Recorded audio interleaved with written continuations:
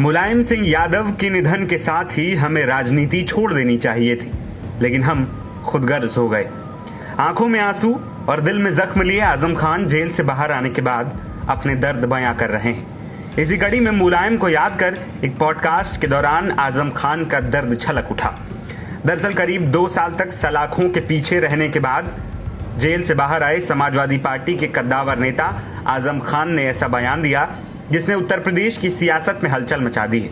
अपने भविष्य के प्लान पर बात करते हुए आजम खान का दर्द एक पॉडकास्ट के दौरान छलक उठा।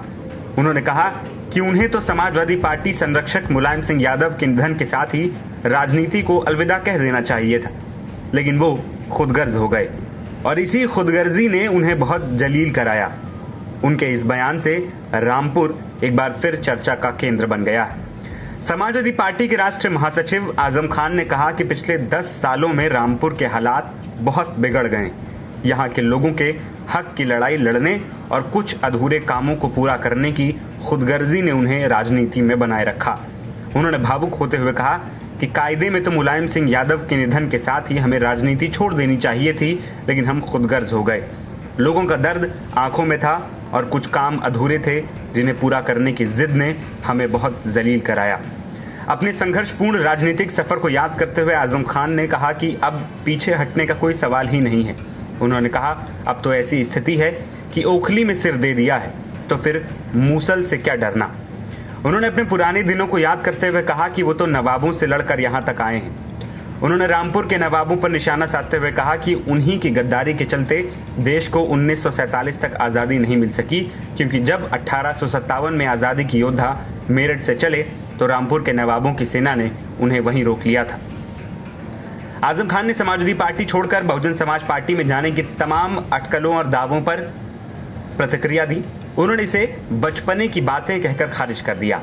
मुलायम सिंह यादव के साथ अपने गहरे रिश्ते को याद करते हुए आजम ने कहा, मैं तो पहले भी सपा से निकला नहीं था, मुझे निकाला गया था।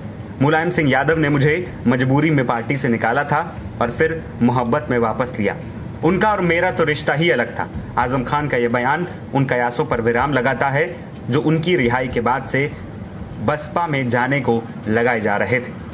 दरअसल सीतापुर जेल से रिहा होने के बाद आजम खान एक के बाद एक इंटरव्यू दे रहे हैं। वो जेल में बिताए दिनों के बारे में बताते हैं। आजम कहते हैं कि इनको किसी से कोई शिकायत नहीं है, सबका हिसाब ऊपर वाला रखेगा। इस दौरान आजम अपने विरोधियों को भी संदेश देने से नहीं बचते हैं। आजम खान कहते हैं कि अपनी जीत को कोई उनकी हार ना माने।